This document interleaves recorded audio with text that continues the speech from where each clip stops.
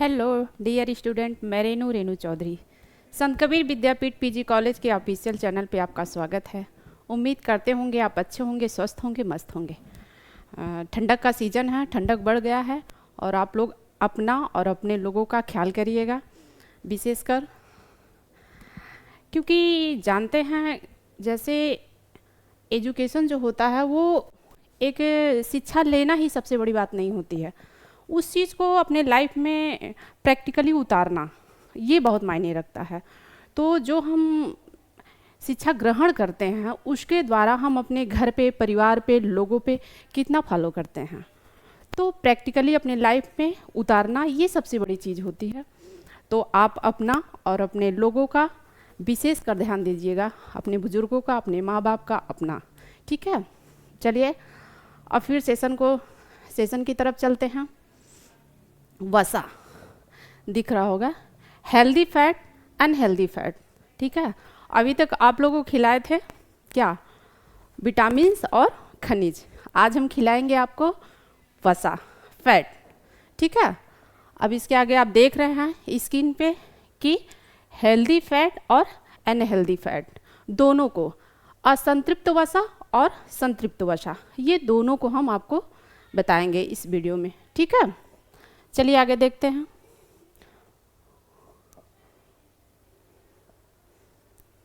वसा,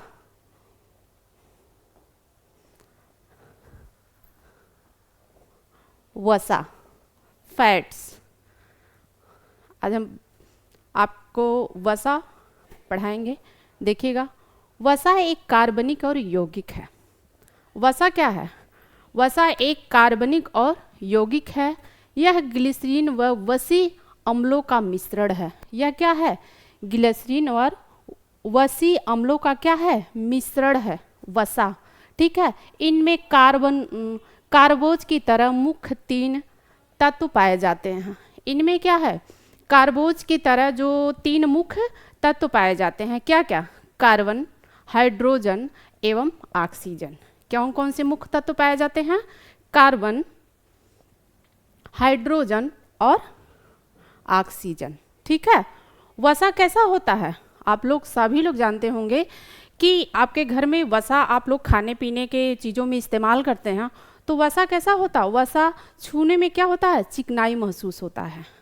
तेल, घी, मक्खन, ये सारी चीज़ जब आप छूते हैं तो आपको कैसा लगता है? बहुत चिकना चिकना लगता है। तो वसा छूने में क्या, कैसा अनुभव होता है? चिकनाई का अनुभव होता है। ठीक है, यह जल में अघुलनशील होते हैं। आप देखते हैं जब आप तेल को किसी पानी में 1 बूंद डाल दीजिए तो क्या उसमें घुल जाता है? बिल्कुल नहीं घुलता है। तो वसा क्या है? अघुलनशील है। लेकिन आपको बता दें, कार्बन के घोल में जैसे बेंजीन ईंधन में क्या होता है? ये घुल जाता है। जो कार्बनिक घोल होते हैं उसमें बेंजीन ईंधन में वसा क्या हो जाता है? पूरी तरह से घुल जाता है। ठीक है, अब आपको हम इसके पहले भी बताए हैं कि वसा, 1 ग्राम वसा, 1 ग्राम वसा 9 कैलोरी ऊर्जा प्रदान करता है। उसी तरह से हमें प्रोटीन में भी हमारी ऊर्जा मिलता है। तो प्रोटीन में हम क्या है? प्रोटीन और कार्बोज, यहाँ कार्बोज नहीं लिखे हैं, प्रोटीन और कार्बोज से भी हमें ऊर्जा मिलता है। तो 1 ग्राम प्रोटीन, 1 ग्राम कार्बोज हमें 4 कैलोरी ऊर्जा प्रदान करता है। आप देख रहे हैं कि 1 ग्राम जो वसा है वो हमें 9 किलो कैलोरी ऊर्जा प्राप्त करता है। जो 1 ग्राम प्रोटीन है, 1 ग्राम वसा है, 1 ग्राम कार्बोहाइड्रेट है, वो हमें 4 कैलोरी ऊर्जा प्रदान करते हैं। ठीक, वसा एवं तेल। वसा क्या है और तेल क्या है? प्राकृतिक रूप से जंतु जगत एवं वनस्पति जगत से प्राप्त होते हैं। जो प्राकृतिक रूप से हमें जंतु जगत से और वनस्पति जगत से हमें वसा प्राप्त होते हैं, जैसे मांस, मछली, दाल। मांस हो गए, मछली हो गए, दाल हो गए, और क्या है? चावल एवं अंडा, दूध और फ्रूट्स। इसमें आप देखिए जंतु जगत को भी सम्मिलित किया गया है और वनस्पति जगत से को भी हमें सम्मिलित किया गया है। तो वसा एवं तेल हमें जंतु जगत से मिलते हैं और वनस्पति जगत से भी मिलते हैं। ठीक है, आगे देखिए।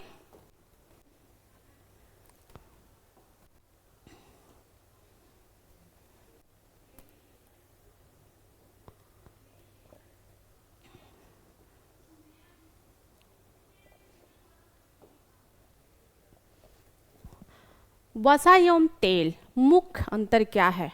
वसा और तेल में मुख्य रूप से क्या अंतर है? कैसे आप पहचान करेंगे कि वसा है और ये तेल है?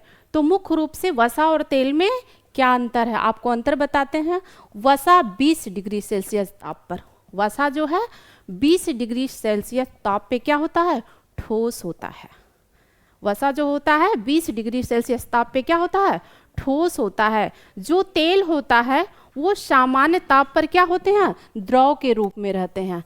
तेल हमेशा सामान्य ताप पे द्रव के लिक्विड रूप में रहते हैं, लेकिन जो वसा होता है वो 20 डिग्री सेल्सियस ताप पे क्या होते हैं? ठोस होते हैं। ठीक है, ये आप वसा और मुख्य तेल में अंतर है। ठीक है, अब आगे देखिए, वसा का रासायनिक नाम क्या है? वसा का रासायनिक नाम ट्राइग्लिसराइड है। वसा का रासायनिक नाम है ट्राइग्लिसराइड। अब आगे देखेंगे आप लोग, पाचन क्रिया के बाद वसा टूटकर एक अणु और ग्लिसरॉल के तीन अणु का एक वसी अम्ल बनाता है। पाचन क्रिया के बाद जो हम खाते हैं और पचाते हैं, पाचन क्रिया के बाद वसा टूटकर एक अणु ग्लिसरीन सॉरी यहाँ देखिए 3 अलग होगा, ग्लिसरॉल का एक अणु और 3 अणु वसी अम्ल का, ठीक है, टूट के क्या होता है? एक ग्लिसरॉल बनाता है। ठीक है, ग्लिसरॉल एक प्रकार का एल्कोहल एवं कार्बनिक यौगिक है। जो ग्लिसरॉल है वो एक प्रकार का क्या है? कार्बनिक है और यौगिक है। इनमें 3 अणु होते हैं। ग्लिसरॉल में कितने अणु होते हैं? इसमें 3 अणु होते हैं। ठीक है,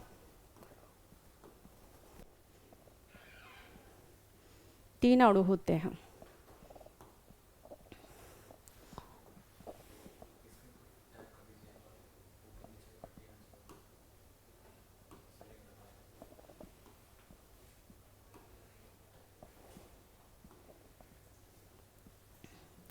वसी अम्लों में कार्बन की श्रृंखला 4 से 22 तक होती है। वसी अम्लों में जो कार्बन की श्रृंखला होती है वो क्या होता है? 1 से संख्या में 1 से 22 तक होती है। वसा के 3 तत्व होते हैं, कार्बन, हाइड्रोजन और ऑक्सीजन। वसा में क्या है? वसा में 3 तत्व होते हैं, कार्बन, हाइड्रोजन और ऑक्सीजन। वसा में घुलनशील होगा ईंधन, पेट्रोलियम, क्लोरोफार्म और बेंजीन। कहने का मतलब है कि जो वसा में घुल जाए वो क्या होगा? ईंधन, पेट्रोलियम, क्लोरोफार्म और बेंजीन में वसा क्या है? पूरी तरह से घुल जाता है। ठीक है, वसा अघुलनशील होता है।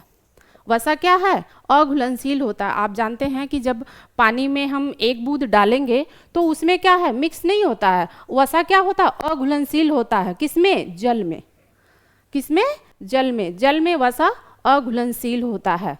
वसा और तेल में अंतर क्या है? वसा और तेल में अंतर क्या है? अभी आपको बताए हैं आगे कि वसा 20 डिग्री सेल्सियस ताप पे क्या होता है? जमा होता है, जबकि तेल नहीं जमता है। जबकि तेल नहीं जमता। ये अंतर है आपका। वसा 20 डिग्री सेल्सियस ताप पे क्या होता है? वसा जमा होता है। तेल 20 डिग्री सेल्सियस ताप पर नहीं जमता है, मतलब ये नहीं जमता। और वसा क्या होता है? वसा जमा होता है, जम जाता है, सॉरी।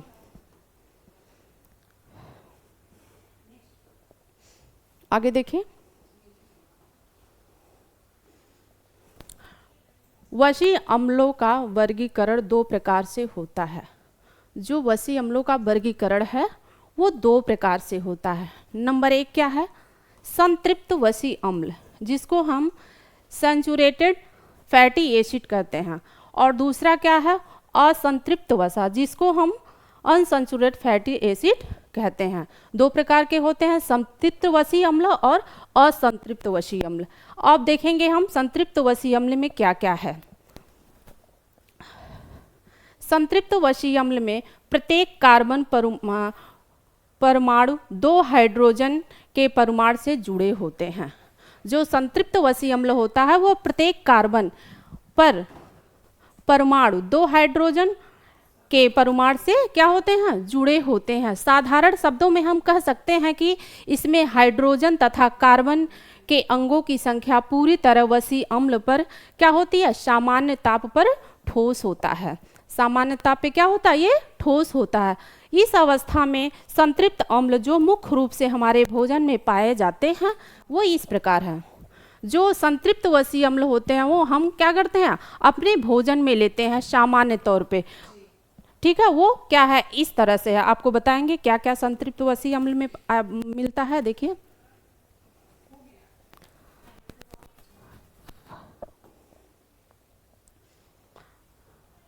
ब्यूटायरिक अम्ल, ब्यूटायरिक एसिड, पहला क्या है संतृप्त वसीय अम्ल में, ब्यूटायरिक अम्ल, ब्यूटायरिक एसिड।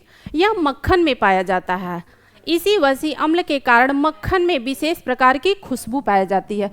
क्यों विशेष प्रकार की खुशबू किसके कारण पाई जाती है, ब्यूटायरिक अम्ल के कारण। इसी वसीय अम्ल के कारण क्या है, मक्खन में विशेष प्रकार की क्या है, खुशबू पाई जाती है, ठीक है। अब अगला देखेंगे, दूसरा क्या है, कैप्रिलिक अम्ल, कैप्रिलिक एसिड, ठीक है। यह वसीय अम्ल मक्खन तथा नारियल में मिलता है। जो कैप्रिलिक एसिड है वो मक्खन और नारियल में मिलता है, ठीक है।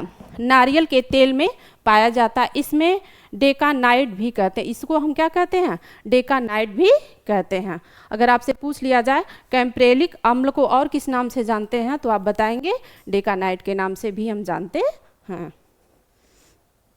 पामटिक अम्ल, देखिए पामटिक एसिड, यह वनस्पति तेलों के मुख्य रूप में पाया जाता है। पामटिक एसिड जो होता है वो वनस्पति तेलों में मुख्य रूप से पाया जाता है। ये क्या है, सिर्फ वनस्पति के तेलों में मुख्य रूप से पाया जाता है। अगला देखिए, चौथा आपका है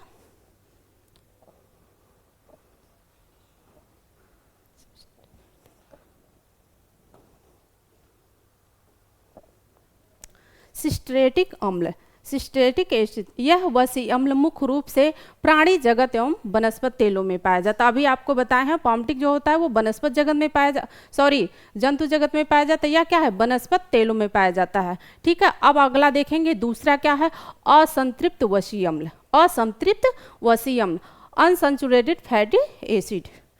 अब इसमें देखिए, इसमें कार्बन तथा हाइड्रोजन के अणु की संख्या में अंतर होता है। इसमें कार्बन तथा हाइड्रोजन की संख्या में क्या होता, अंतर होता है। जो हाइड्रोजन के अणु कार्बन अणुओं की अपेक्षा कम होती है, जो हाइड्रोजन में कार्बन अणुओं की अपेक्षा क्या होती है, कम होती है। इसीलिए हाइड्रोजन परमाणु कार्बन परमाणुओं की द्विबंध द्वार से जुड़े होते हैं। ये क्या होते हैं, जो द्विबंध द्वार होते हैं, दो बंध से ये क्या होते हैं, जुड़े होते हैं, ठीक है। अब अगला देखिए, असंतृप्त अम्ल के साधारण ताप पर द्रव के रूप में होता है। जो असंतृप्त वसीय अम्ल होते हैं वो साधारण ताप में क्या होते हैं, द्रव के रूप में होते हैं, लिक्विड रूप में होते हैं, ठीक है। अब इसमें आप देखेंगे असंतृप्त वसीय अम्ल में कौन कौन से पॉइंट हैं।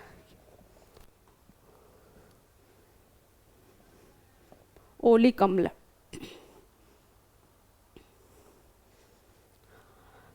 आपका पहला है ओलिक अम्ल।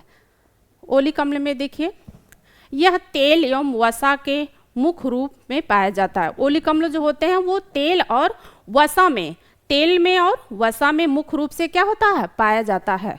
दूसरा क्या है, पामिटोलिक अम्ल। इसमें क्या है, यह मुख्य रूप से मक्खन एवं बीज के तेलों में पाया जाता है। जो ये क्या है, पामिटोलिक अम्ल है, ये मक्खन में पाया जाता है। ये क्या है, मक्खन में पाया जाता है।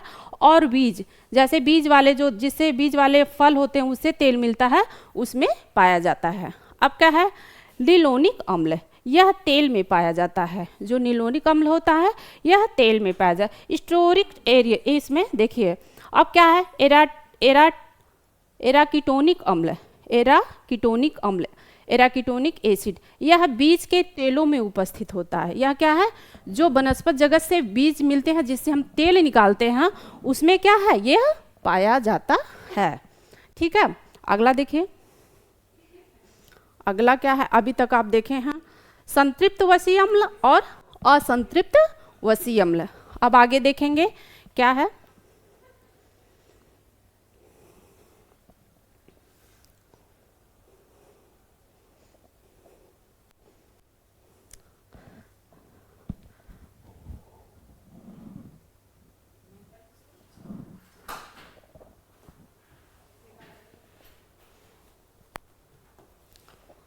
देखिए, शरीर की वृद्धि और विकास के लिए वसीय अम्लों की आवश्यकता पड़ती है।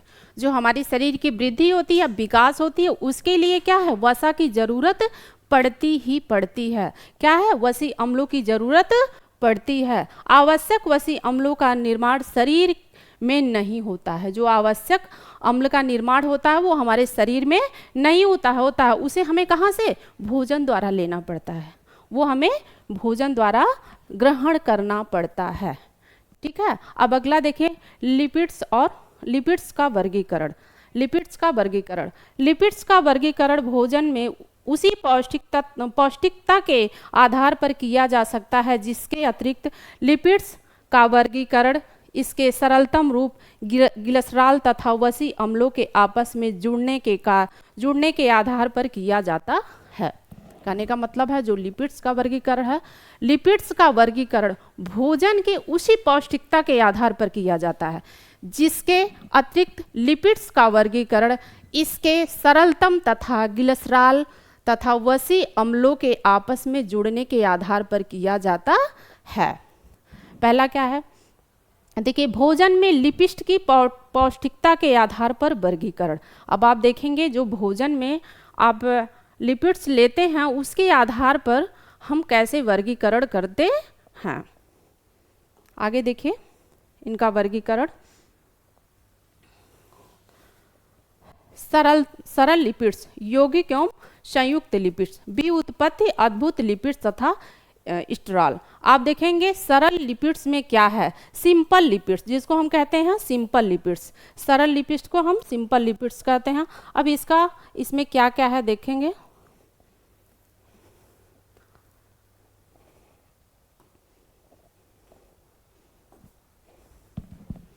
हमारे सरल लिपिड्स में देखिए, हमारे भोजन में पर्याप्त वसा ही होता है। हमारे जो भोजन में पर्याप्त क्या होता है, वसा ही होता है। मनुष्य द्वारा खाए जाने वाले 98% साधारण वसा होता है। जो हम भोजन लेते हैं अपने खाने पीने के द्वारा, हम भोजन जो लेते हैं उसके द्वारा खाई जाने वाली वसा जो है 98% साधारण वसा होता है। ठीक है, अब दूसरा कह रहा है कि सरल लिपिड्स विभिन्न अल्कोहल के साथ वसीय अम्लों के मिलने से बनते हैं। जो अल्कोहल के साथ वसीय अम्ल होते हैं उनके मिलने से क्या होते हैं, बनते हैं, जिन्हें हम ग्लिसरॉल भी कहते हैं। जिन्हें हम क्या कहते हैं, ग्लिसरॉल भी कहते हैं, क्योंकि इनमें ग्लिसरॉल का एक अणु और वसा के 3 अणु आपस में क्या करते हैं, मिलते हैं। ग्लिसरॉल का एक अणु और वसा का 3 अणु आपस में मिलते हैं, जिसको हम सरल लिपिड्स के नाम से जानते हैं। सरल लिपिड्स के प्रकार, जो सरल लिपिड्स के प्रकार हैं वो 2 प्रकार के हैं। पहला वसा या तेल, दूसरा है मोम। अब वसा और तेल में क्या है, देखिए, यह साधारण ताप पर क्या होते हैं, ठोस होते हैं। वसा क्या है, साधारण ताप पर ठोस होते हैं। यह वसा जो द्रव के रूप में होते हैं तेल कहलाते हैं। जो द्रव के रूप में होंगे उसे हम क्या कहेंगे, तेल कहेंगे, लेकिन जो ठोस रूप में होंगे उसे हम क्या कहेंगे, वसा कहेंगे। ठीक है, ये वसीय अम्ल ग्लिसरॉल के मिलने से बनता है। जो ये वसीय अम्ल होता है वो ग्लिसरॉल के बनने से होता है। ग्लिसरॉल प्लस वसीय अम्ल बराबर क्या हो जाएगा, वसा और तेल। आप देख सकते हैं, जो ग्लिसरॉल है और वसीय अम्ल है उसके मिलने से क्या है, वसा और तेल का निर्माण होता है। ठीक, अब मोम क्या है, मोम क्या है, मोम इस अणुभार इसका जो होता है मोम का अणुभार अधिक होता है। मोम का जो अणुभार होगा वो क्या होगा, अधिक होगा, वो अधिक होगा। वसी अम्लों को मोनोहाइड्रिक तथा हाइड्रिक एल्कोहल के साथ मिलने से मोम बनता है। मोम कैसे बनता है आप देख सकते हैं। मोम कैसे बनता है, कह रहा है कि जो मोम होता है इसका जो अणुभार होता है वो क्या होता है, अधिक होता है। वसी अम्लों के मोनोहाइड्रिक तथा हाइड्रिक एल्कोहल के साथ, मोनोहाइड्रिक और हाइड्रिक एल्कोहल के साथ मिलने से क्या हो जाता है, मोम बन जाता है। ठीक है, ये आपका क्या है, वसा और तेल था और ये आपका क्या है, मोम है। ठीक है, वसी अम्ल क्या है, सॉरी वसी अम्ल और मोनोहाइड्रिक और हाइड्रिक मिलकर के क्या हो, और एल्कोहल मिलके क्या हो जाएगा आपका, मोम बन जाएगा। वसी अम्ल plus monohydric plus hydric alcohol मिलके अब आप क्या बना रहे हैं, मोम बन जाता है। ठीक है, अब आगे देखेंगे क्या है, यौगिक लिपिड्स। यौगिक लिपिड्स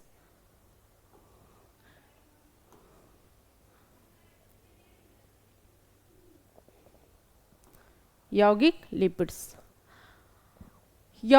लिपिड्स अब क्या है, कंपाउंड लिपिड्स। इसको हम क्या कहेंगे, कंपाउंड लिपिड्स भी कहेंगे। यह वसा के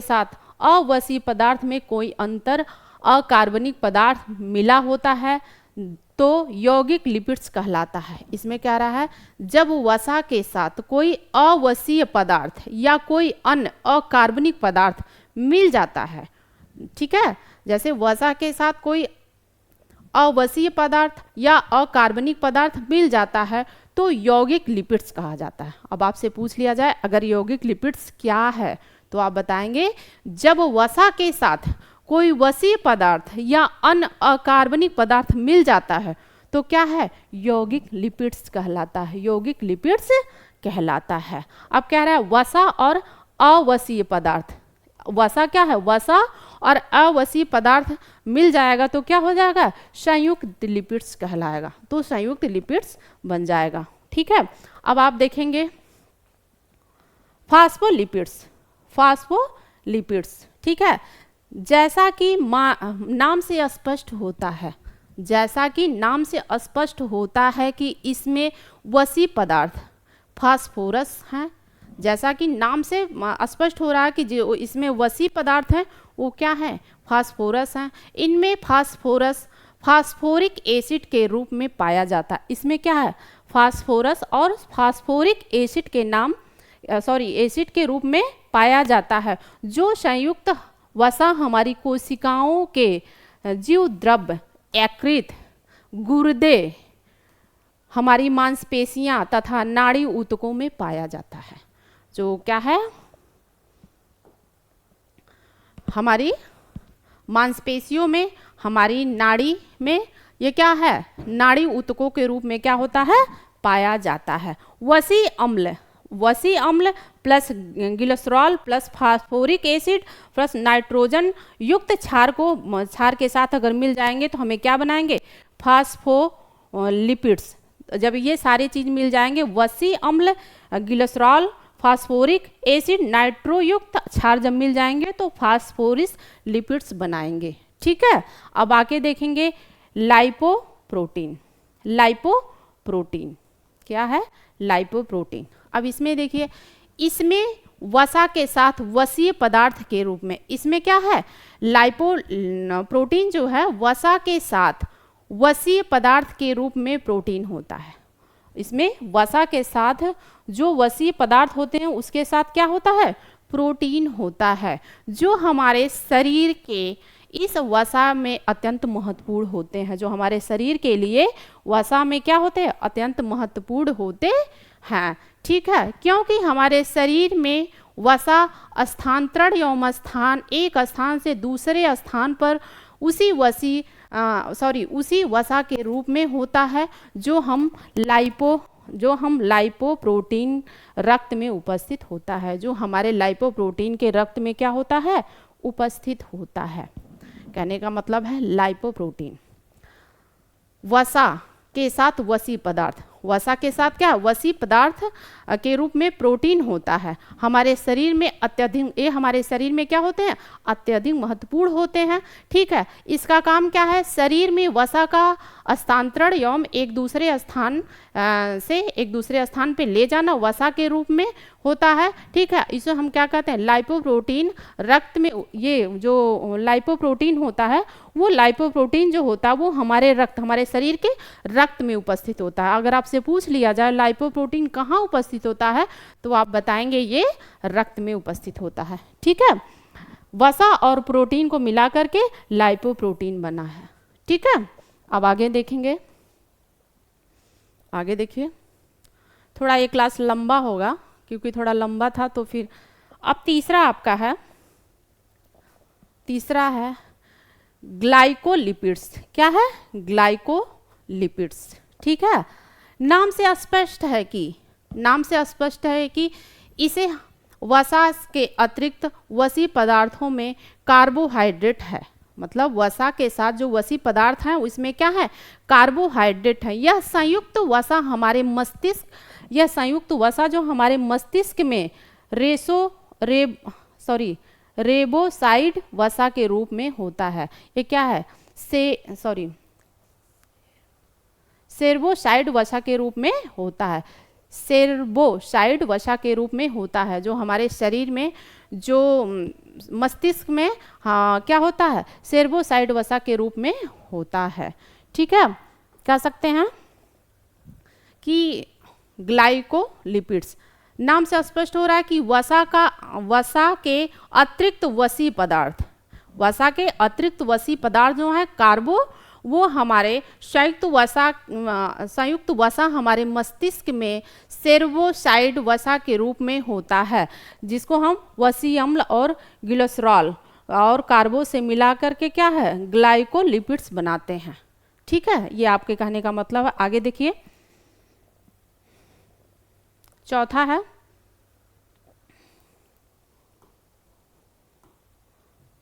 चौथा आपका है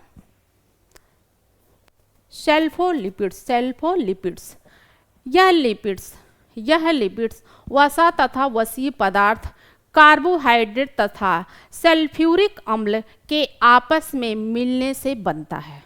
ये वसा जो सेल्फोलिपिड्स है वो क्या है, कार्बो तथा सल्फ्यूरिक अम्ल आपस में मिल जाते हैं तो क्या बनाते हैं, सेल्फोलिपिड्स बनाते हैं। ठीक है, यह लिपिड मस्तिष्क में उपस्थित रहता है। ये जो लिपिड्स है यह भी क्या होता है, मस्तिष्क में उपस्थित होता है। अब क्या रहा है, तीसरा आपका देखे हैं। अब आप देखेंगे बी उत्पत्ति लिपिड्स।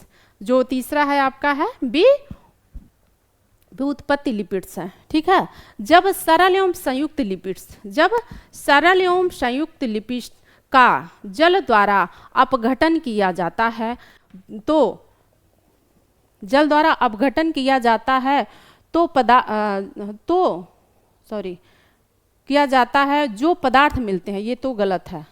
कहने का मतलब जल द्वारा अपघटन किया जाता है, जो पदार्थ मिलते हैं वो व्युत्पत्ति लिपिड्स के अंतर्गत में आते हैं। इसे हम स्ट्रॉल्स भी कहते हैं। कहने का मतलब है कि कभी कभी शब्द आपस में पीपीटी बनाते समय इधर उधर हो जाते हैं, तो इसके लिए हम सॉरी कह रहे हैं, ये गलत है।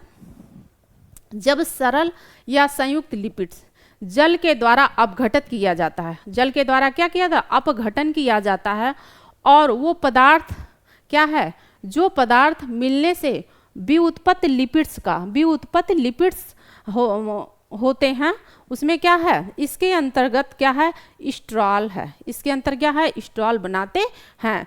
सरल और संयुक्त लिपिड अगर मिल जाएंगे तो व्युत्पत्ति लिपिड्स कहे जाएंगे। सरल और संयुक्त लिपिड्स जब मिल जाएंगे तो व्युत्पादित लिपिड्स कहे जाएंगे। व्युत्पादित लिपिड्स कहे जाएंगे। व्युत्पत्ति भी कह सकते हैं, व्युत्पादित भी कह सकते हैं। व्युत्पन्न मतलब किसी चीज का उत्पन्न होना, जैसे दो और दो चीजों से मिल करके अगर तीसरी चीज उत्पन्न हो जाती है तो उसको हम क्या कहते हैं, व्युत्पत्ति भी कहते हैं, और या इसको हम व्युत्पादित भी कह सकते हैं। ठीक है, दोनों चीजें सही हैं। अब आप देखिए स्ट्रॉल क्या है। स्ट्रॉल क्या है? यह दो प्रकार के होते हैं। जो स्ट्रॉल होते हैं वो दो प्रकार के होते हैं। जीवन सत्व डी उत्पन्न करने में सहायक होते हैं। जो जीवन सत्व किसको कहते हैं? हम प्रोटीन को जीवन सत्व भी कहते हैं। जीवन सत्व उत्पन्न करने में क्या होते हैं? सहायक होते हैं। ठीक है, जैसे कोलेस्ट्रॉल, आर्गोस्ट्रॉल, जो से क्या है? कोलेस्ट्रॉल है और आर्गोस्ट्रॉल है। अब कोलेस्ट्रॉल में हम देखेंगे कोलेस्ट्रॉल क्या है। हाँ, स्ट्रॉल में जो ये दो प्रकार के होते हैं, उत्पन्न करने में सहायक होते हैं, कोलेस्ट्रॉल, आर्गोस्ट्रॉल। तो कोलेस्ट्रॉल और आर्गोस्ट्रॉल है। कोलेस्ट्रॉल में हम देखेंगे यह प्राणी जगत से प्राप्त वसा में होता है। जो कोलेस्ट्रॉल होता है,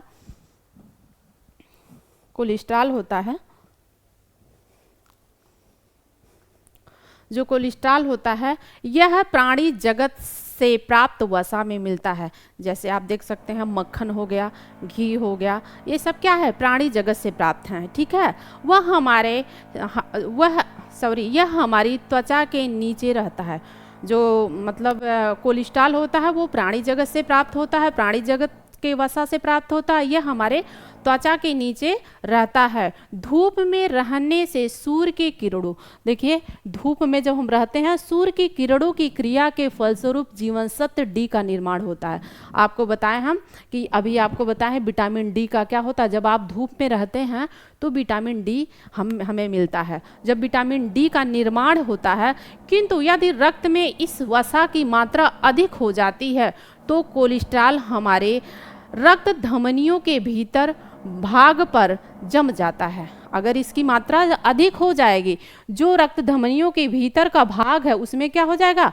जम जाता है, जिससे रक्तवाहिनियां क्या हो जाती हैं? सिकुड़ जाती हैं। अगर हमारे रक्त धमनियों के भीतर जाके जम जाएगा तो हमारी रक्त धमनियां क्या हो जाएंगी? हमारी रक्त धमनियां होती हैं वो सिकुड़ जाती हैं और हमारा रक्त दाब बढ़ जाता है। जब कोलेस्ट्रॉल बढ़ेगा तो जाहिर सी बात हमारा रक्त दाब क्या हो जाएगा? बढ़ जाएगा। रक्त दाब बढ़ने से हृदय संबंधित रोग हो जाता है, जिसको हम हार्ट अटैक भी कहते हैं, हृदय रोग भी कहते हैं, हृदय घात भी कहते हैं।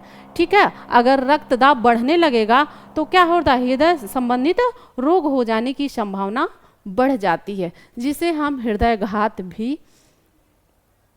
हृदय घात भी हो जाता है या हृदय घात भी कहते हैं। अपने शब्दों में आप समझ लीजिए कि हार्ट अटैक भी हो जाएगा, हृदय घात भी हम कह सकते हैं, हृदय रोग भी हम कह सकते हैं कोलेस्ट्रॉल के बढ़ने से। ये क्या है? हमारे रक्त धमनियों में जाके बढ़ जाती, भीतर जम जाती हैं और रक्त वाहिनियाँ क्या हो जाती हैं? सिकुड़ जाती हैं। सिकुड़ने के बाद क्या हो जाए? रक्त का दाब जो होता है वो बढ़ जाता है, और रक्त दाब जब बढ़ जाएगा तो जाहिर सी बात है कि हृदयघात होने की संभावना क्या हो जाती है? बढ़ जाती है। ठीक है, अब कह रहा है आर्गोस्ट्रॉल। क्या है? आर्गोस्ट्रॉल। ठीक है, यह वसा खमीर में सबसे अधिक पाया जाता है। जो आर्गोस्ट्रॉल की वसा होती है वो खमीर में अधिक पाया जाता है। इसके अतिरिक्त यह हमारे शरीर में त्वचा के नीचे भी रहता है। अगर क्या है, इसके अतिरिक्त जो खमीर क्या है, खमीर में सबसे अधिक पाया जाता है। इसके अतिरिक्त यह हमारे शरीर में त्वचा के नीचे क्या हो जाता है? त्वचा के नीचे भी रहता है, जो सूर्य की पराबैंगनी किरणों में उपस्थित विटामिन डी में परिवर्तित हो जाता है। जो हमारी सूर्य की पराबैंगनी किरणें मिलती हैं, विटामिन डी मिलते हैं, उसके क्या होती हैं? उसके साथ उसके पराबैंगनी किरणों में उपस्थित विटामिन डी के साथ क्या हो जाती हैं? परिवर्तित हो जाती हैं। ठीक है, अब आपसे कह रहा है, अभी आप तक देखे हैं कि आप देखे हैं कोलेस्ट्रॉल और आर्गोस्ट्रॉल। अब देखेंगे वसा क्या है। ये था कि आपका स्ट्रॉल क्या है, अब क्या है? वसा क्या है?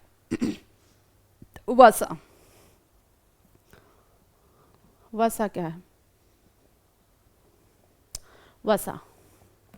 अब आप देखेंगे वसा क्या है। ठीक है, वसा और तेल को यदि हम अधिक समय तक गर्म किया जाए तो वह अपनी सरलतम इकाई वसी अम्ल व ग्लिसरॉल में जो छूट नहीं है, टूट जाते हैं। ठीक है, टूट जाते हैं, यहाँ गलत है, कहाँ गया, वसी अम्ल में टूट जाते हैं, सॉरी टूट जाते हैं, वसी अम्ल में क्या हो जाते हैं, टूट जाते हैं, ठीक है, टूट जाते हैं, जिससे तीव्र गंध या धुआं निकलता है, एल्कोहलिक पदार्थ बन जाता है, यह विषैला पदार्थ हो जाता है। कहने का मतलब है कि आप देख सकते हैं कि जो वसा होता है, वसा और तेल, यह अधिक समय तक गर्म किया जाए, वसा और तेल यदि हम अधिक समय तक गर्म करते हैं तो वह अपनी सरलतन इकाई वसी अम्ल और ग्लिसरॉल में टूट जाते हैं, जिससे तीव्र गंधक व धुआं निकलता है और एकोनिक नहीं है, कीटोनिस है, थोड़ा सा हम पहले से, सॉरी कहाँ गया, एकोनिक है, हाँ हम वही देख रहे हैं, गलती कहाँ की है हम, देखिए एकोनिक पदार्थ बन जाता है और यह कैसा होता है, विषैला होता है। आपसे पूछ लिया जाए कि एकोनिक पदार्थ कैसा होता है, एक्रोलिनन पदार्थ जो होता है वो क्या होता है, विषैला होता है। एक्रोलिन पदार्थ कैसा होता है, विषैला होता है। शब्द इतने कठिन कठिन होते हैं, कभी कभी चीज़ों को जब पढ़िए तो लगता है कि ये चीज़ यहाँ, ये चीज़ यहाँ, तो ऐसे हो जाता है, एक्रोलिनन पदार्थ बन जाता है, ठीक है। अब कह रहा है एक्रोलिन पदार्थ क्या है, अभी आपको बताया ये क्या है, एक्रोलिन पदार्थ क्या होता है, विषैला होता है। जब विषैला होगा तो हमारे शरीर के लिए क्या होगा, हमारे शरीर के लिए हानिकारक ही होगा। अगर विषय कोई चीज़ हम अगर लेंगे, विषैला चीज़ को हम लेंगे, ग्रहण करेंगे, तो क्या हमारे शरीर के लाभ थोड़ी ना होगा, वो हानिकारक हो। एक्रोलिन स्वास्थ्य के लिए क्या होता है, हानिकारक होता है, ठीक है, एक्रोलिन स्वास्थ्य के लिए हानिकारक होता है। वसा व तेल को ज़्यादा समय तक खुला छोड़ देना, जो वसा होते हैं और तेल होते हैं उसको हम ज़्यादा समय तक अगर खुला छोड़ देंगे, ठीक है, खुला छोड़ देना, क्योंकि खुले पदार्थ वायु के संपर्क में आता है। जैसी बात है, कोई चीज़ अगर हम खुला छोड़ देंगे तो वह क्या है, वायु के संपर्क में आते रहते हैं। वसा वायु के संपर्क में ऑक्सीकरण की क्रिया क्या है, वसा वायु के संपर्क में ऑक्सीकरण की क्रिया रेडिनस हो जाता है। वसा में क्रीटोन्स एवं एल्डिहाल्स बन जाता है, या क्या है, रेडिनस और क्रीटोन्स एवं एल्डिहाल बन जाता है, ठीक है। अगर जायज़ सी बात है कि वसा और तेल को हम अधिक समय तक खुले छोड़ देंगे, जो वायु के संपर्क में आएंगे तो उसका क्या होगा, ऑक्सीकरण होगा, तो रेडिनस हो जाते हैं और क्रीटोनिक एवं एल्डिहाइल्स बन जाते हैं, ठीक है। अब कह रहा है पापसीकरण। पापसीकरण क्या है, सॉरी पापसीकरण वसा प्लस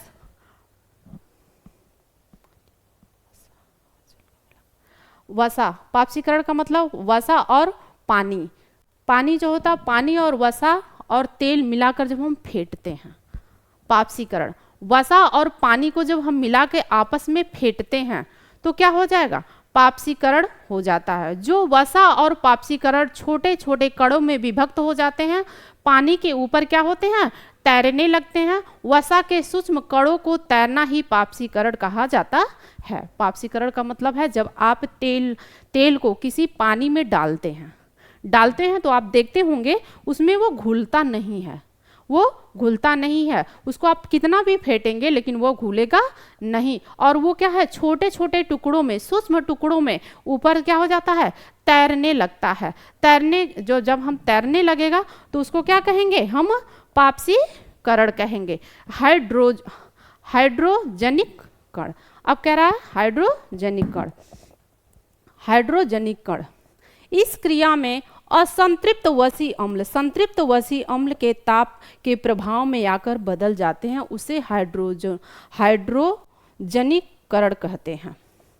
मतलब हाइड्रोजनीकरण जो होता है वो कैसे होता है, अभी आपको बताए हैं, पापसीकरण, एक्रोलिनीकरण, अब आप देखेंगे हाइड्रोजनीकरण। ये क्या, इस क्रिया में असंतृप्त वसी अम्ल संतृप्त वसी अम्ल के ताप के प्रभाव में आकर बदल जाता है।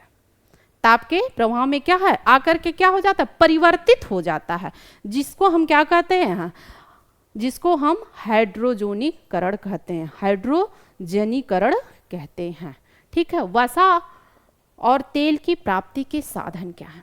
अभी तक आपने देखा है संतृप्त वसा और संतृप्त वसा, लिपिड्स देखा है, वसा लिपिड्स देखा है, अब क्या है एल्कोनिक देखा है, वसा क्या है, पापसीकरण क्या, हाइड्रोजनीकरण क्या है। अब हम देखेंगे क्या है वसा की प्राप्ति के साधन क्या है, हमें वसा मिलता कहाँ है, वसा की प्राप्ति के साधन।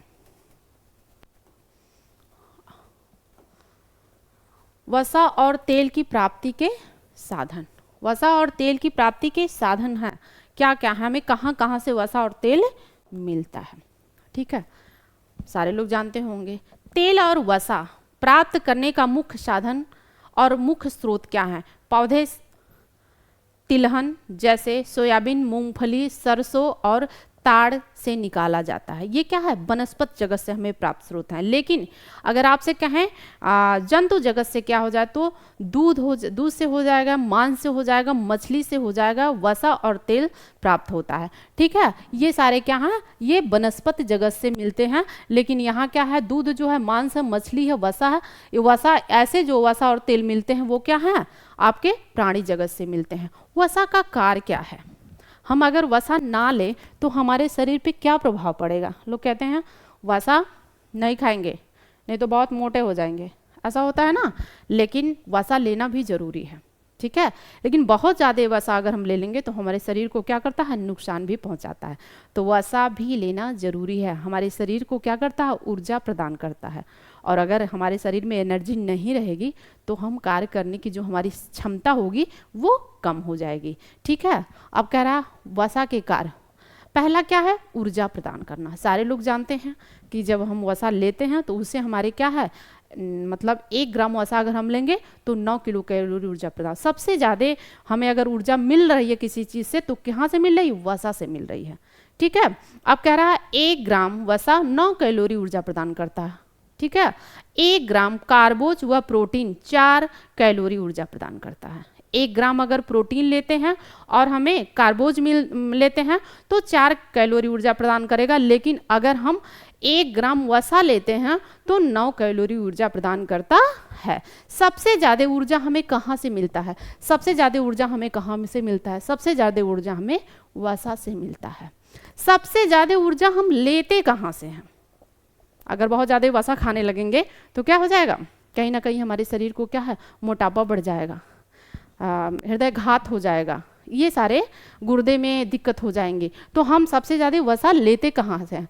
सबसे ज़्यादा वसा हम कार्बोहाइड्रेट से 55 से 60% प्राप्त करते हैं। सबसे ज़्यादा जो वसा हम लेते हैं, भले मिलता है सबसे ज़्यादा ऊर्जा हमें मिलता तो है, लेकिन हम लेते हैं कार्बोहाइड्रेट्स, कितना, 55 से 60% प्राप्त करते हैं कार्बोहाइड्रेट से। ठीक है, ये आपका हो गया वसा के कार्य, ऊर्जा प्रदान करना। और दूसरा क्या है, ऊर्जा को संग्रहित करना, ऊर्जा को संग्रहित करना। ठीक है, मतलब ऊर्जा हम कैसे अपने बॉडी में एकत्रित करते हैं। संग्रहित का मतलब है किसी चीज को इकट्ठा करना, किसी चीज को क्या है, इकट्ठा करना। वसा हमारे शरीर में वसी ऊतकों के रूप में जमा रहता है। जो वसा होता है वो हमारे शरीर में क्या है, जो वसा होता है वो हमारे शरीर में वसी ऊतकों के रूप में क्या होते हैं, जमा होता है। जब शरीर में अन्य किसी साधन से ऊर्जा नहीं मिलता है, जबकि शरीर में अन्य किसी साधन से हमें ऊर्जा नहीं मिलता है तो शरीर में जमा ग्लूकोज भी समाप्त हो जाता है। जो शरीर में जमा ग्लूकोज होता है वो समाप्त हो जाता है, तब इन वसी ऊतकों द्वारा ऊर्जा मिलती है। भोजन में कार्बोज व प्रोटीन की मात्रा अधिक होने पर शरीर का वसी ऊतक के रूप में जमा रहता है। इस प्रकार ऊर्जा संग्रहण का उत्तम साधन है। इस प्रकार ऊर्जा संग्रहण के क्या है, उत्तम साधन है। क्या है, जो हम शरीर में वसा लेते हैं वो हमारे शरीर में वसी ऊतकों के रूप में क्या होता है, जमा होता है। जब अन्य किसी साधन से हमें ऊर्जा नहीं मिलती है, जब अन्य किसी साधन से हमें ऊर्जा नहीं मिलती है तो जो शरीर में ग्लूकोज के रूप में होता है वो समाप्त हो जाता है। तब अन्य वसी ऊतकों द्वारा हमें ऊर्जा अन्य वसी ऊतकों द्वारा हमें क्या होता है, ऊर्जा मिलने लगती है। भोजन में कार्बोज व प्रोटीन की मात्रा अधिक होने पर शरीर के वसी ऊतकों के रूप में जम जाता है। इस प्रकार ऊर्जा संग्रहण का उत्तम साधन हो जाता है। ठीक है। अब तीसरा आपका क्या है, स्नेहक। स्नेहक मतलब पाचन नली में हमें स्नेहक के रूप में कैसे कार्य करते हैं। ठीक है। स्नेहक स्नेहक वसा, आमाशय एवं आंत मार्ग की चिकनाई बनाए रखने में सहयोग प्रदान करता है। कहने का मतलब है जो स्नेहक होता है वो आमाशय एवं आंत की नली, यहाँ देखिए आंत है, आंत मार्ग की चिकनाई बनाने में चिकनाई बनाए रखने में सहयोग प्रदान करता है। सहयोग प्रदान करता है, बनाए रखने में सहयोग प्रदान करता है, जिससे आंतों और पेशियों की सुगमता, जिससे आंत में जो पेशियां होती हैं वो सुगमता से फैलती और सिकुड़ती हैं। जो आंत में पेशियां होती हैं वो चिकनाई बनाएगा, आंत में जो पेशियां होती हैं वो आसानी से क्या हो जाती हैं, सिकुड़ती हैं और फैलती हैं, जिसके कारण हमें मल द्वार से विसर्जन करने में क्या हो जाती है, आसानी हो जाती है। जिसके कारण हमें मल द्वार के विसर्जन करने से हमें आसानी और सहजता हो जाती है। ठीक है।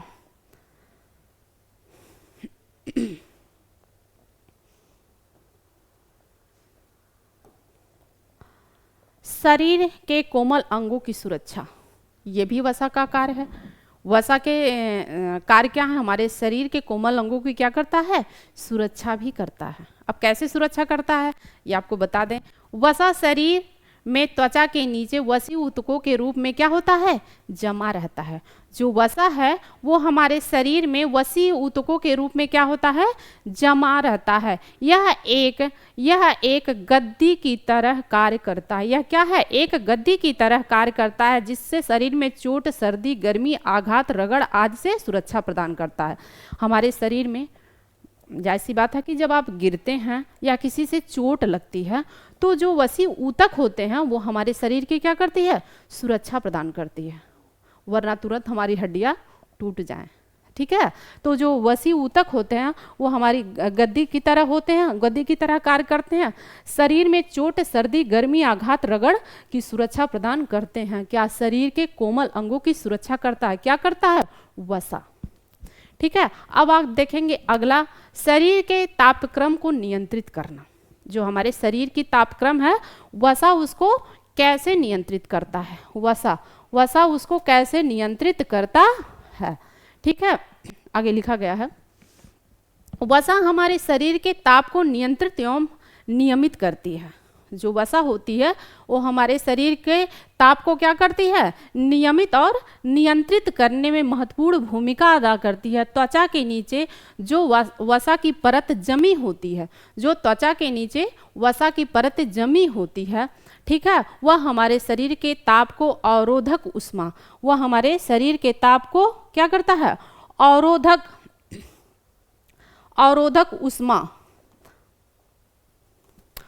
उष्मा के रूप में उष्मा कुचालक होने का काम करता है।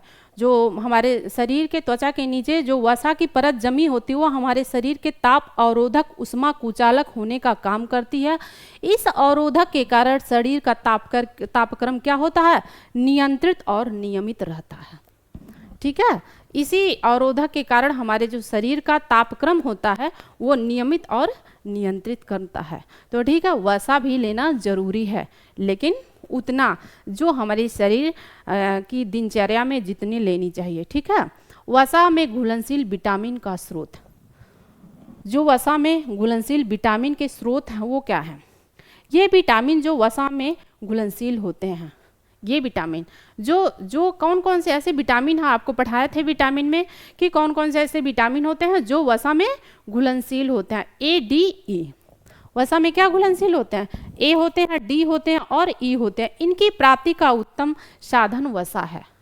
ADE के प्राप्ति का उत्तम जो साधन है वो क्या है, वसा है। जैसे विटामिन ए घी मक्खन दूध, विटामिन ए जो होता है वो घी से, मक्खन से, दूध से, मछली के तेल से तथा काड़ी लीवर ऑयल में भरपूर मात्रा में विद्यमान रहते हैं। ठीक है, विटामिन ई तेलों में पर्याप्त मात्रा में पाया जाता है।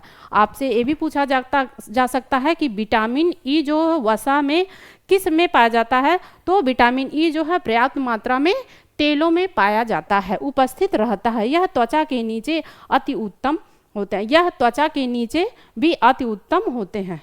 यह त्वचा के लिए होगा, यह गलत है, यह त्वचा के लिए भी अति उत्तम होते हैं। जो हमारी त्वचा है जिसको हम ग्लो बरकरार रखना चाहते हैं, उसके लिए क्या है, विटामिन ई जरूरी है। बहुत सारे विटामिन ई की टेबलेट खाते हैं, विटामिन ई लिक्विड में जो आता है वो अपने चेहरे पे लगाते हैं, तो जायज़ सी बात है आप विटामिन ई लीजिए। कहाँ से, तेलों से पर्याप्त मात्रा में मिलता है और त्वचा के लिए अति उत्तम होता है। ठीक है, इससे क्या है, झुर्रियाँ वगैरह जो आपके चेहरे पे बहुत ज़्यादा झुर्रियाँ पड़ने लगते हैं, सिकुड़ने लगते हैं, वो चीज़ें इससे क्या हो जाता है, ख़त्म हो जाता है। ठीक है, अब भरपूर मात्रा में विटामिन ए खाना शुरू कर देंगे आप लोग। ठीक है ना, आप भरपूर मात्रा में आप क्या करेंगे, विटामिन लेंगे। वसा की कमी का प्रभाव, अगर वसा की कमी हो जाए तो हमारे शरीर पे क्या प्रभाव पड़ेगा। नंबर 1 क्या है, वृद्धि का रुक जाना। मतलब वृद्धि का क्या है, रुक जाना। वसा की अगर कमी हो जाएगी तो हमारे शरीर में वृद्धि रुक जाएगी। वसा की कमी का आशय एमिनो अम्ल की कमी होने के कारण वृद्धि एवं विकास रुक जाता है। वसा से आशय यह है कि अगर एमिनो अम्ल की कमी हो जाएगी हमारे शरीर में तो वसा में क्या हो जाएगा हमारे शरीर में, क्या बुरा प्रभाव पड़ेगा, वृद्धि और विकास रुक जाएगा। अब दूसरा क्या है, त्वचा का खुरदुरी व सूखी होना। अब ये तो आप लोग बहुत ध्यान से सुनेंगे क्योंकि ज़्यादातर महिलाएं त्वचा और बाल पे विशेषकर ध्यान देती हैं। तो क्या क्या खाएं कि त्वचा ग्लो करे, ऐसा आप सोचते हैं ना। तो अब देखिए क्या है, अगर वसा की कमी हो जाएगी, वसा की कमी हो जाएगी तो क्या हो जाएगा, वसा की कमी से त्वचा का जो स्वास्थ्य है वो बिगड़ने लगता है। वसा की कमी हो जाएगी तो त्वचा के जो ग्लो हैं उस पर क्या हो जाएंगे, वो बिगड़ने लगता है, उसमें झुर्रियाँ पड़ने लगती हैं। तो त्वचा का रोग, जो त्वचा पे रोग हो जाता है वो कौन सा हो जाता है, त्वचा का रोग डर्मिटाइटिस हो जाता है। आपसे पूछा जाएगा कि अगर त्वचा में वसा की कमी अगर हो जाए त्वचा पे कौन सा रोग हो जाता है, तो डर्मिटाइटिस हो जाता है, वह एक्जिमा भी हो जाता है। डर्मिटाइटिस व एक्जिमा भी हो जाता है। ये क्या है, ये त्वचा के रोग हैं जो वसा की कमी से होता है। क्या है, डर्मिटाइटिस और एक्जिमा, ये दोनों क्या हैं, त्वचा के रोग हैं। ये कैसे होता है, वसा की कमी से होता है। ठीक है, अब आगे देखेंगे। अब भरपूर मात्रा में आप वसा लेंगे ना, ऐसा भी नहीं लेंगे कि फैट बढ़ जाए।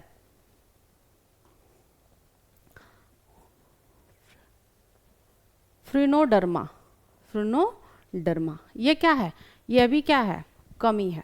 अगर कमी हो जाएगी तो आपको ये चीज़ होना पड़ेगा। वसा की कमी के कारण वसा की कमी के कारण बच्चों में फिरनोडर्मा रोग हो जाता है।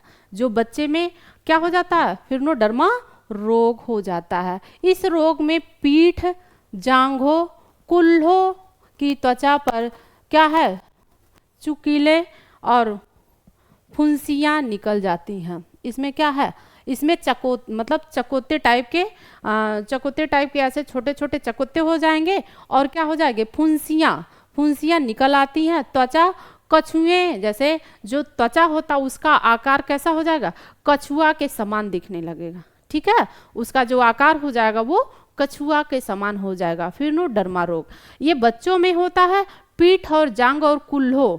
ठीक है, और उसमें क्या चकोते पड़ जाते हैं और फुंसियाँ निकल आते हैं और त्वचा कछुए के समान हो जाता है। ठीक है, अगर वसा की कमी हो जाएगी तो बच्चों में फिरनोडर्मा रोग हो जाएंगे और इसमें क्या है, जो त्वचा हो जाएगा वो कछुए के समान दिखाई पड़ेगा। अब चौथा आपका कह रहा है संतान उत्पत्ति के आवश्यक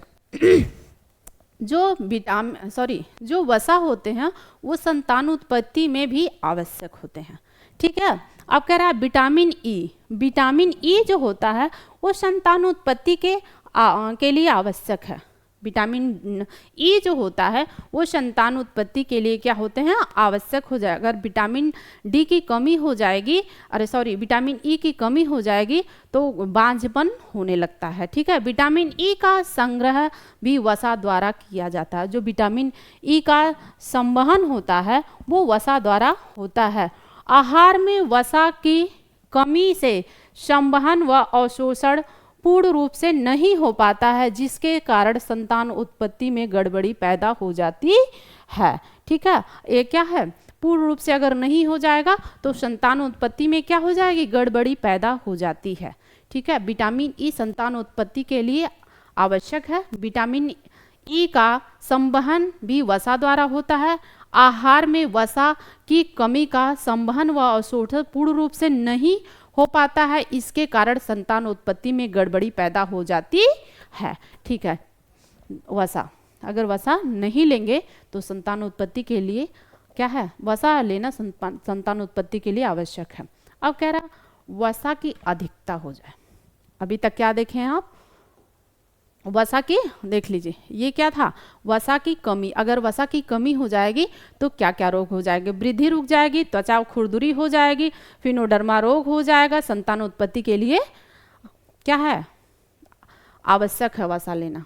ठीक है, अब कह रहा वसा के अधिकता का प्रभाव। अगर हम बहुत सारा वसा लेने लगे, ठीक है, अगर हम बहुत सारा वसा लेने लगेंगे तो क्या हो जाएगा, अगर वसा अधिक हो जाएगी तो हमारे शरीर में क्या हो जाएगा, कहीं ना कहीं ये भी नुकसान करेगा। हमारे शरीर को क्या करेगा, कहीं ना कहीं नुकसान करेगा। वसा की अधिकता का प्रभाव, वसा की अधिकता का क्या प्रभाव है। अभी तक आपने देखा वसा की कमी का क्या प्रभाव। अब आप देखेंगे वसा से वसा की कमी हो जाएगी तो कौन कौन सा रोग हो जाएगा। अगर वसा अधिक मात्रा में लेंगे तो क्या बुरा प्रभाव पड़ेगा। जाहिर सी बात है, अगर कमी से रोग हो रहा है तो अधिक, हम कहा जाता है कहावत देहात में ना, कोई खा मरता है, कोई बिना खाए मरता है। ठीक है, तो कोई लोग बहुत ज़्यादा कोई चीज़ खा लेंगे तो उससे भी उसका बुरा प्रभाव पड़ेगा। और कोई लोग कि नहीं पाते हैं, बहुत गरीब हैं, उतने सक्षम नहीं हैं, तो फिर उसका भी उस पर बुरा प्रभाव पड़ता है। ठीक है, तो आप देखिए अधिकता का प्रभाव। मोटापा बढ़ जाना, मधुमेह रोग, गुर्दे प्रभावित होते हैं। क्या है, पहला क्या है, मोटापा बढ़ जाता है, मधुमेह रोग हो जाते हैं, हृदय रोग हो जाते हैं, गुर्दे क्या हो जाते हैं, प्रभावित होने लगते हैं। अब पहला हम देखेंगे मोटापा का बढ़ना। अगर हम बहुत ज़्यादा वसा ले रहे हैं तो मोटापा बढ़ेगा ना, तो हमारे शरीर पे क्या है, विपरीत प्रभाव पड़ेगा। आवश्यकता से अधिक वसा युक्त भोजन के सेवन से अत्यधिक मात्रा में, आवश्यकता से अधिक अगर हम क्या करेंगे, भोजन वसा का सेवन अत्यधिक मात्रा में करेंगे तो क्या है, एंडीपोज तंतु बनने लगते हैं। अगर आवश्यकता से अधिक हम वसा का सेवन करेंगे तो एंडीपोज बनने लगते हैं, जिससे त्वचा के नीचे फेफड़े, गुर्दे, हृदय, यकृत, अन्य कोमल अंगों पर, शरीर के अन्य कोमल अंगों के स्थान पे क्या हो जाते हैं, जम जाते हैं।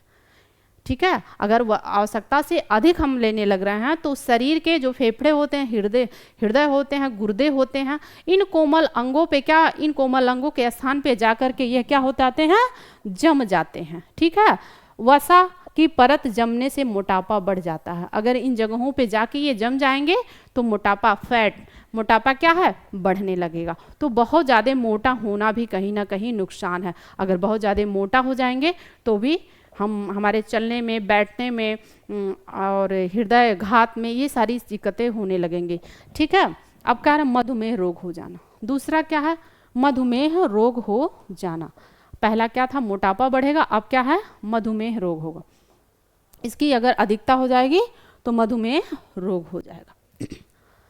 वसा कार्बोज के अधिक सेवन से, वसा और कार्बोज आपका अभी तक वसा की बात हो रही, यहाँ वसा और कार्बोज के अधिक सेवन से मतलब अधिक मात्रा में ग्लूकोज का निर्माण होता है। अगर हम वसा अधिक लेते हैं, कार्बोज अधिक लेते हैं, तो क्या होगा, ग्लूकोज का निर्माण होगा।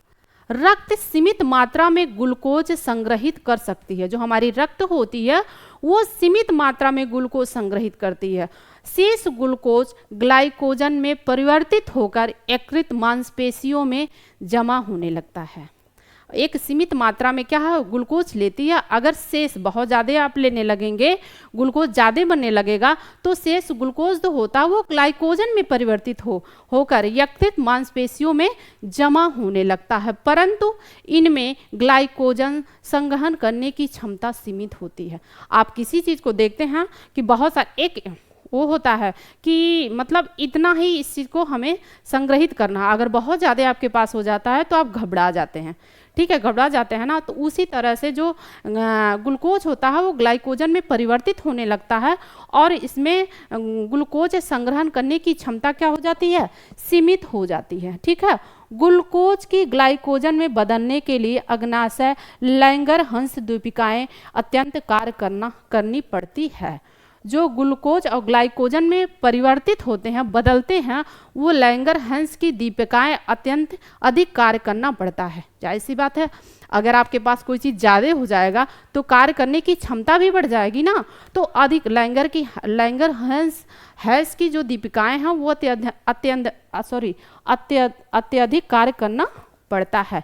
यह दीपिकाएं, जो लैंगर हंस की दीपिकाएं होती हैं, यह दीपिकाएं इंसुलिन नामक हार्मोन्स श्रवण करने व ग्लूकोज को ग्लाइकोजन में बदला जाता है। जो ग्लूकोज होते हैं वो ग्लाइकोजन में बदल जाता है यदि पर्याप्त मात्रा में इंसुलिन स्रावित नहीं हो पाता है। यदि हमारे शरीर से वो ग्लूकोज तो ग्लाइकोजन में परिवर्तित हो गया, अगर हमारे शरीर से पर्याप्त मात्रा में ग्लूकोज और ग्लाइकोजन नहीं बदल पाता है तो ग्लूकोज मूत्र के सहारे निष्कासित होने लगता है। अगर अधिक मात्रा में हमारा जो ग्लूकोज है वो ग्लाइकोजन में परिवर्तित नहीं हो पा रहा है तो हमारे मूत्र के सहारे, मतलब टॉयलेट के सहारे क्या है, जो ग्लूकोज होता है वो क्या हो जाता है, वो निकलने लगता है, निष्कासित होने लगता है। मधुमेह कहते हैं इसको हम। क्या, जब निष्कासित होने लगेगा तो उसको हम क्या कहते हैं, मधुमेह कहते हैं। अतः अग्नाशय पर अत्यधिक बोझ पड़ने पर इंसुलिन स्रावित धीरे धीरे होने लगता और मधुमेह रोग हो जाता है। ठीक है, कहने का मतलब यह है कि अधिक जब किसी चीज़ पे अधिक बोझ पड़ने लगेगा, निष्कासित नहीं हो पाएगा, तो मधुमेह रोग होने की संभावना होती है। अतः अग्नाशय पर अत्यधिक बोझ पड़ने लगता है और इंसुलिन स्रावित नहीं हो पाता है, धीरे धीरे होने लगता है, तो मधुमेह रोग हो जाता है। ठीक है, अगर मधुमेह रोग हो जाएगा तो इतनी सारी प्रक्रियाएं आपके शरीर में कार्य करती हैं। क्या क्या करती हैं, कार्बोज अधिक मात्रा में हो जाएगा तो ग्लूकोज जो हो जाता है वो ग्लाइकोजन में परिवर्तित होने लगता है, यकृत मांसपेशियों में जमा होने लगता है। लेकिन उस यकृत और मांसपेशियों का संवहन करने या संग्रहण करने के लिए क्षमता सीमित होती है। ठीक है, तब क्या करता है, ग्लूकोज क्या करता है, ग्लाइकोजन को संग्रहण नहीं कर पाता है। उसके बाद क्या आता है, ग्लूकोज ग्लाइकोजन में बदलने लगता है। अग्नाशय की लैंगर हंस की दीपिकाएं जो होती हैं वो कार्य करना, उनका जो कार्य होता है वो अधिक बढ़ जाता है। जब अधिक बढ़ जाता है, वो कार्य नहीं कर पाती हैं, तो इंसुलिन स्रावित नहीं हो पाता है। तो जो हमारे शरीर से इंसुलिन होता है वो स्रावित नहीं हो पाता और मूत्र के रास्ते, मतलब टॉयलेट के रास्ते निकलने लगता है, जिससे मधुमेह रोग होने की संभावना होती है। अग्नाशय पर अत्यधिक बोझ पड़ने लगेगा तो इंसुलिन का स्रावित धीरे धीरे होने लगता और मधुमेह रोग हो जाता है। जैसी बात है, तो इतना भी हम वैसा नहीं लेंगे कि जो हमारे शरीर पे बुरा प्रभाव पड़े। अब कह रहा है हृदय संबंधित रोग, मतलब जिसको हम हृदय घात भी कहते हैं, हृदय संबंधित रोग। वसा की अत्यधिकता से कोलेस्ट्रॉल की मात्रा बढ़ जाती है। सारे लोग जानते हैं कि जब हमारे शरीर में वसा की अत्यधिक मात्रा हो जाएगी तो कोलेस्ट्रॉल की मात्रा क्या हो जाती है, बढ़ जाती है। जब कोलेस्ट्रॉल की मात्रा बढ़ जाएगी तो 120 से 160 होने लगता है, जिससे अधिक कोलेस्ट्रॉल की मात्रा बढ़ने पर कोलेस्ट्रॉल रक्त धमनियों में आंतरिक दीवारें पर जमने लगते हैं। रक्त धमनियां की दीवार सक्रिय होने लगती हैं, जिससे एथोरेक्सेसोसिस कहते हैं, जिससे धमनियां दीवार पर कोलेस्ट्रॉल जमा हो जाता है और इनका लचीलापन समाप्त हो जाता है, क्योंकि कोलेस्ट्रॉल के साथ कैल्शियम लवण का भी जमा हो जाता है, जिससे धमनियां की दीवार कठोर हो जाती हैं और रक्तवाह की गति कम हो जाती है और रक्तचाप बढ़ जाता है और सीधा सीधा कह सकते हैं कि हृदय पर जोर पड़ता है, जिससे हृदय आघात और हार्ट अटैक होने लगता है।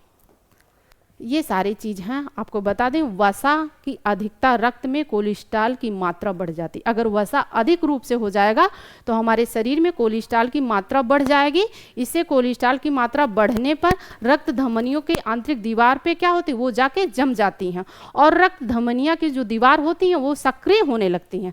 ठीक है, जिससे क्या होता है, एथोरिक्सोसिस कहते हैं। धमनिया की दीवार पे कोलेस्ट्रॉल का जमा हो जाता है, इनका लचीलापन क्या हो जाता है, समाप्त हो जाता है और कोलेस्ट्रॉल के साथ कैल्शियम लवण का भी जमा हो जाता है, जिससे धमनिया की दीवार कठोर हो जाती है। जो हमारे शरीर में जो धमनियाँ होती हैं उनकी दीवार क्या हो जाती हैं, कठोर हो जाती हैं, जिससे रक्त संवहन गति कम हो जाता है। जो रक्त की संवहन गति होती है वो कम हो जाता है। अक्सर हृदय पर क्या हो जाता है, जोर पड़ने लगता है, जिससे हृदय घात होने की संभावना बढ़ जाती है। इसको हम हार्ट अटैक भी कहते हैं और हार्ट अटैक भी हो जाता है। ठीक है, 120 से 160 mg और 100 ml हो जाएगा तो जायज़ सी बात है। जो आपको पता है कि 120 से अगर ऊपर होने लगता है तो क्या है, खतरे का चांस बढ़ने लगता है। जो आपकी बीपी होती है वो 120 से ऊपर अगर चला गया तो क्या है, खतरे का चांस बढ़ जाता है। ठीक है, ये सारा आपका था वसा। वसा क्या है, वसा हमको कैसे लेना चाहिए, संतृप्त वसा क्या है, असंतृप्त वसा क्या है, ये सारे आपके वसा के चैप्टर थे। ठीक है, आप देख सकते हैं कौन कौन से रोग हो जाते हैं वसा अधिक लेंगे और क्या हो जाएगा, वसा की कमी का क्या प्रभाव पड़ेगा, अगर वसा हम कम लेंगे तो हमारे शरीर पे क्या क्या प्रभाव पड़ेगा, और क्या वसा का संग्रह करना, हमारे शरीर में कहाँ कहाँ वसा संग्रह होता है। ठीक है, और वसा का कार्य क्या है, वसा का कार्य क्या है, आप देखेंगे वसा की प्राप्ति के साधन, हमें वसा कहाँ से मिलता है। ठीक है, वसा क्या है, एक्लोनिक क्या है, पापसीकरण का, हाइड्रोजनीकरण क्या है, ये सारे हैं। व्युत्पत्ति वसा है आपका, और दूसरा क्या था आपका, ये सारे व्युत्पत्ति, यौगिक लिपिड्स था, सरल लिपिड्स था, लिपिड्स का वर्गीकरण था, असंतृप्त वसी अम्ल था, ऐसे ऐसे सारे थे। और आप इसे बहुत अच्छे से देखिएगा, ठीक है, और समझने की कोशिश करिएगा, अच्छे से देखिएगा और समझने की कोशिश करिएगा, और बहुत सारे लोगों के पास आप लोग शेयर करिएगा और लाइक करिएगा। और बहुत अच्छे से मैं पीपीटी बना के लाती हूँ। अगर इसमें थोड़ी बहुत लिखने में, पीपीटी बनाने में अगर गलतियाँ हो जाती हैं तो उसको आप इग्नोर करिएगा, क्योंकि बनाने में थोड़ा शब्द इधर उधर हो जाते हैं। और आपको बता दें कि इसके बाद हम आपको पढ़ाएंगे प्रोटीन क्या है। ठीक है, ये सारे पोषक तत्व हैं जो आहार के अंतर्गत आते हैं, आहार एवं पोषण के अंतर्गत, और ये सारे पोषक तत्व एक मनुष्य को लेना बहुत ज़रूरी होता है। अगर ये सारे पोषक तत्व हम नहीं लेते हैं तो कहीं ना कहीं हमारे शरीर पे क्या है, बुरा प्रभाव पड़ेगा। अगर ज़्यादा ले लेते हैं तो भी बुरा प्रभाव पड़ेगा। अभी आपको बताया है, कोई खा खा के मरता है, कोई बिना खाए मरता है, तो दोनों होना चाहिए। हम उतना ही लें जितना हमारे शरीर के लाभ हो, ना कि इतना खा लें कि हमको नुकसान पहुँचाए। ठीक है, थैंक यू ऑल।